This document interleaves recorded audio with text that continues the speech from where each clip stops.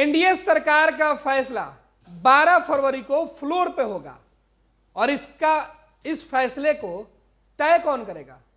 विधानसभा अध्यक्ष की कुर्सी पर बैठने वाला शख्स। यह शख्स जिस राजनीतिक दल का होगा, बहुमत का आंकड़ा उसके पक्ष में होगा। सदन की कुर्सी पर बैठने वाला व्यक्ति जो खेल होना, जो दावा किया जा रहा है कि खेल होगा, खेला होगा, वो खेल खिलाएगा भी, खेल खिलाएगा भी और दावा जो लोग कर रहे हैं उनको झटका भी देगा। यह शख्स विधानसभा अध्यक्ष की कुर्सी पर बैठकर बिहार में जो नई सरकार बनी है एनडीए की, उस सरकार के बहुमत में निर्णायक फैसला लेगा। हालांकि बहुमत का फैसला तो विधानसभा के अंदर संख्या बल के बदौलत होगा, लेकिन अगर वहां कुछ होने की गुंजाइश भी बचती है 1% भी, तो वो गुंजाइश स्पीकर के ऊपर ही बचती है।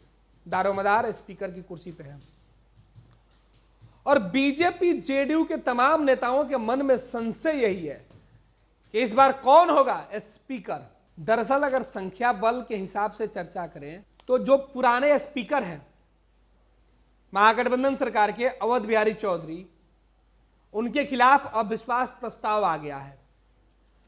उस अविश्वास प्रस्ताव पर पहले चर्चा होगी और फिर अगर गठबंधन, जो एनडीए की गठबंधन है, वो अगर बहुमत के हिसाब से स्पीकर की कुर्सी पर अपना कब्जा जमा लेते हैं तो सरकार का बहुमत बहुत आसान हो जाएगा। स्पीकर के जाने के बाद कौन बैठेगा उस कुर्सी पर, चर्चा हम इस बात को लेकर कर रहे हैं। बीजेपी और जेडीयू के तमाम लोग ये सोच रहे हैं कि उस कुर्सी पर बैठने वाला व्यक्ति संसदीय प्रणाली को पूरी तरीके से समझने और जानने वाला व्यक्ति हो, जो अच्छे से हाउस चला ले। क्योंकि 12 फरवरी को फ्लोर टेस्ट हो जाएगा, बहुमत सरकार साबित कर लेगी, उसके बाद चुनौती उसके अगले दिन से शुरू हो जाएगा। क्योंकि 115 सदस्यों का विपक्ष है और इस बार विपक्ष का जो तेवर है वो काफी अलग होगा।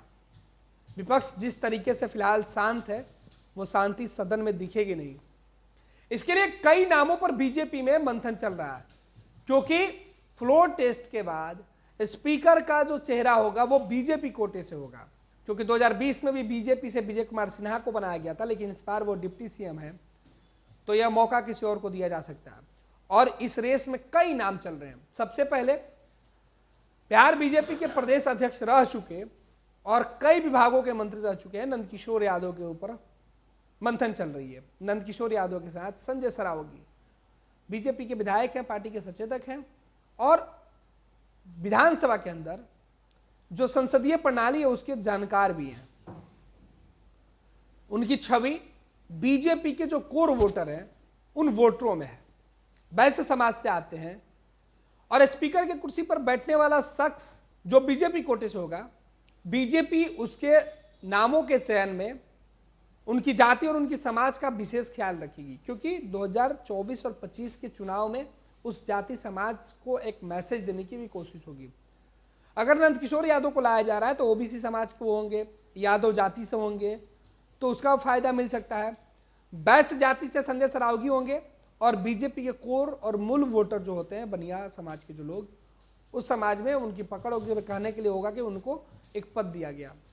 रेणु देवी का भी नाम शामिल है, जो अति पिछड़े समाज से आती हैं और उस वर्ग को प्रतिनिधित्व करेंगे और महिला स्पीकर भी होंगी। नीतीश मिश्रा भी इस लिस्ट में शामिल है। नीतीश मिश्रा का राजनीतिक सफर नीतीश कुमार के साथ भी रहा है और अब फिलहाल बीजेपी में है। मंत्री रह चुके हैं, मामलों के अच्छे जानकार भी हैं, संसदीय प्रणाली की समझ है और सदन में सत्ता और विपक्ष के बीच अच्छे तालमेल कर सकते हैं।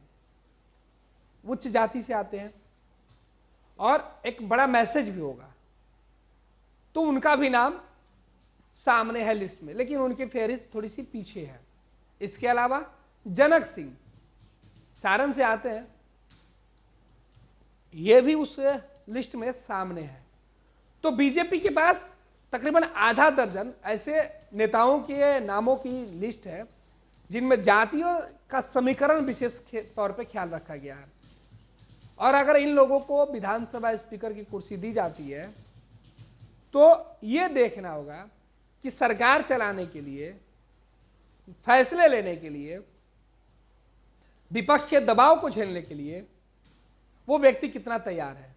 और यही वजह है कि बिहार में सरकार बनने के बाद अगर सरकार चलाने की जिम्मेवारी नीतीश कुमार और सम्राट चौधरी विजय सिन्हा की होगी तो सदन चलाने की जिम्मेवारी स्पीकर की होगी। और स्पीकर सदन में सरकार को किस तरीके से माहौल बना के देते हैं कि वो जवाब दे पाए, विपक्ष को किस तरह से वो शांत करा पाते हैं, विपक्ष के तमाम सवालों का जवाब वो सरकार से कैसे दिलवा पाते हैं, जिसे सदन के अंदर जो स्थितियां हो वो तनावपूर्ण नहीं हो, शोर शराबा हंगामा की भेंट सदन नहीं चले, सदन सुचारू ढंग से चला पाए, ये उनकी पहली रणनीति होगी।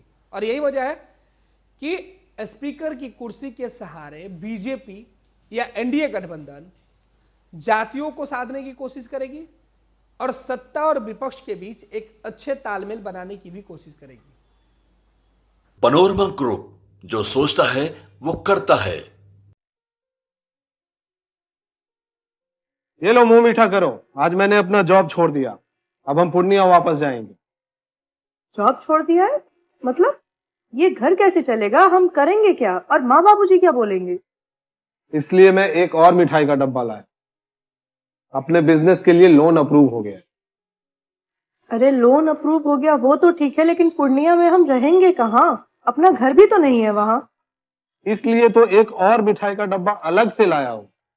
हमने पूर्णिया में घर ले लिया है, पूर्णिया के ई होम्स पैनोरमा में। पूर्णिया में पैनोरमा ग्रुप लेकर आए हैं ई होम्स पैनोरमा। बड़ा घर, आलीशान जिंदगी और अत्याधुनिक सुविधाओं के संग। अरे अरे, अब क्यों मुंह मीठा करवा रही हो? क्योंकि हम घर वापसी जो कर रहे हैं। घर वापसी की खुशी पूर्णिया में ई होम्स पैनोरमा के संग। E homes panorama, luxurious lifestyle redefined.